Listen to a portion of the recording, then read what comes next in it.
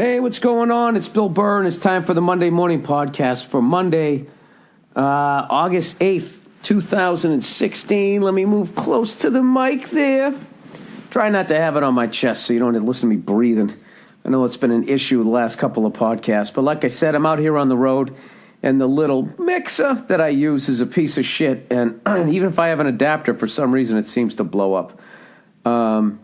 It probably didn't. I probably plugged it into the wall and I fucked up, but who knows? So, I am in, as an American would say, Edinburgh. I don't know how the fuck they say in Scotland. I just did a show, believe it or not, at like 3:45 in the afternoon out here. I have shows at 3:45 and 11:30.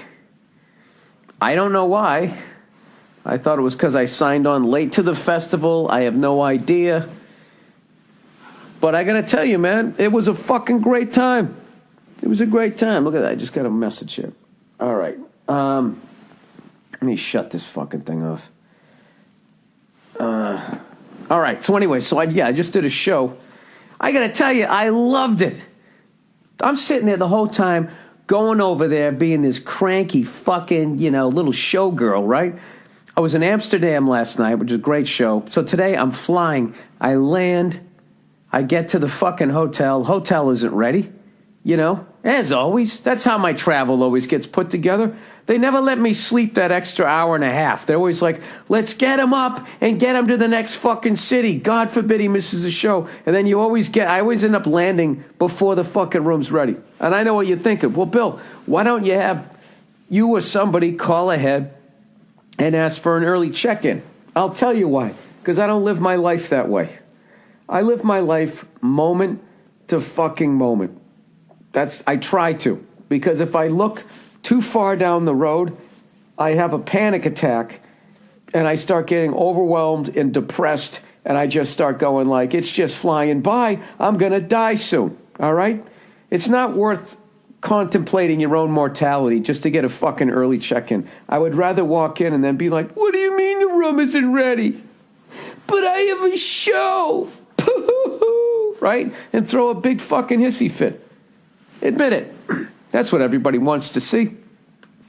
Yeah, so I had a 3:45 show today, and I absolutely fucking loved it. I went over there, and I'm just thinking like, Jesus Christ, this what is it, a bunch of blue-haired old ladies?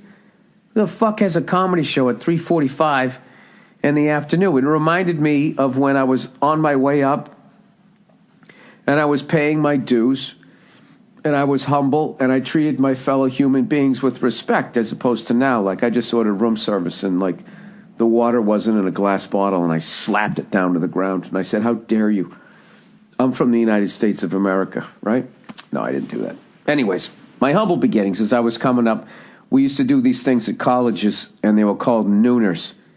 I got a nooner at Fuckhead State or whatever, and it was basically, you did stand-up, anywhere from fucking 11 in the morning to like 1 in the afternoon. And you had no idea what the fuck you were going to walk into. I mean, you knew it was most likely going to be one of the most humiliating hours of your life. You knew like 90% chance that most of the people in the cafeteria or in the hallway area or whatever had no idea that there was even going to be a show. Guaranteed that whoever's bringing you up on stage is not in show business, so it's going to be a horrible fucking intro, the whole thing. I remember I used to just go on stage. Right before I would go on stage, I would just look at my watch and I would always think, an hour from now, this is going to be over. No matter how awful this gets, no matter how humiliating this gets, an hour from now, I'm going to be back in the rental car. I'm going to drive away from this school, and I don't have to ever think about this fucking show again. But I will have the money, okay? And whatever they're paying me, they probably shouldn't give me twice that amount because I blew probably at least 3 times that on fucking therapy after going through those things.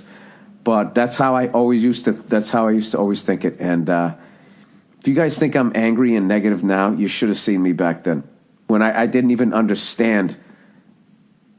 I'm not negative now, but I was way way more angry, and I was really fucking negative. I was always waiting for the other shoe to drop before, I don't know, I read a bunch of fucking books and shit, and I was able to come out of it. And I know I trash a lot of shit here on the podcast, but I like to think that when I give advice, you know, you can hear the twinkle in my eye. You know, it starts to sound like Christmas when I try to help somebody out. Maybe I'm not. Maybe I'm the same way. But I mean, back then, I wasn't even fucking aware how fucking nuts I was. And I would just go up there, and I was just, I don't know, if somebody said anything, I just tried to chop their fucking head off. And a lot of times they weren't being mean, and I ended up creating the fucking hostile situation between me and the crowd that I didn't want. I wanted it to be an easy gig. So why wouldn't you go up there and smile? Be like, hey, it's great to be here, you know, blah, blah, blah, and try to ingratiate yourself to the people. You know why? I don't know how to do that. I don't know how to do that because when I grew up, I didn't see anybody doing that. All right? There's very few people from where I'm from even fucking have ever used the word ingratiating. I can tell you right now, I have no idea how to spell it. All right, the first letter is either an I or it's an E. Is it ingratiating or I? I'm going to go with I. I'm going to try to spell it right now. Let's see, what do we got here? Come on, Bill. I'm going to close my eyes. INGR, so it doesn't help out. CIATING. Come on, one time, get it right. Oh, fuck you. It's INGRATIATING. I missed one letter. Do you know what I mean? It's like being off a degree in the space shuttle. The next thing you know, you're on fucking Mars. You know, and you were trying to go to, I don't know, Jupiter? We'll go with Jupiter. Let me go back here. So, anyways, I was sitting backstage waiting to go on, and the show was fucking tremendous. And I was like, why the fuck did I think that was going to stink? This is why, because the last time I did shit like that, nobody knew who the fuck I was. No one knew there was a comedy show. This shit, I went there, was people that listened to the podcast. They wanted to go there, and they knew it was the show. So now I'm like, holy fuck. I want to do fucking 3:45 in the afternoon shows from now on. Fuck this 8, 9, 10 o'clock at night shit. Dude, if I could have my day over, that would be the greatest thing ever. I want to become the 11 a.m. comedian. Be like back in the day. I'll become a morning person again. Well, who's kidding who? With all my fucking demons, I can't sleep more than 4 hours a night anyways. My wife says I always have a fucking look on my face of worry or I'm thrashing about. I'm a fucking mess. She goes, the only time you fucking sleep peacefully is when you get fucking drunk. But then I snore. I mean, as I've told you before, like I'm a fucking... My wife's a saint putting up with me.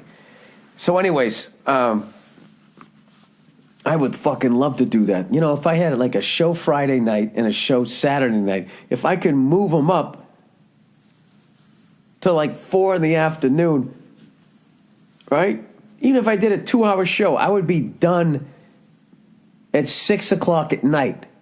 Fucking rap. And then at that point, I can go to a ball game. I can go see all the shit that I miss. That would be perfect. But it'd suck for whoever's coming out to see me because they'd have to leave work early. Maybe the Saturday night show.